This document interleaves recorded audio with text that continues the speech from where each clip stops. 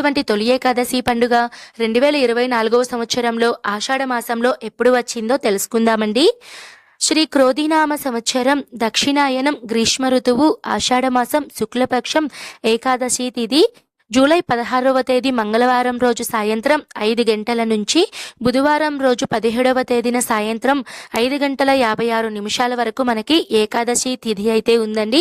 ఈ రోజు నక్షత్రం వచ్చేసి మనకి అనురాధ నక్షత్రం.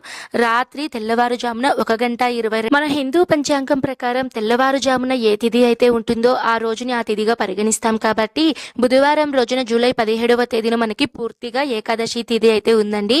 కాబట్టి 2024వ సంవత్సరంలో తొలి ఏకాదశి పండుగను జూలై 17వ తేదీన బుధవారం రోజునైతే జరుపుకోవాలండి.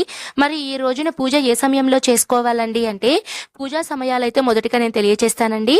ఉదయం తెల్లవారుజామున 4 గంటల 30 నిమిషాల నుంచి 6 గంటల లోపల మీరు పూజ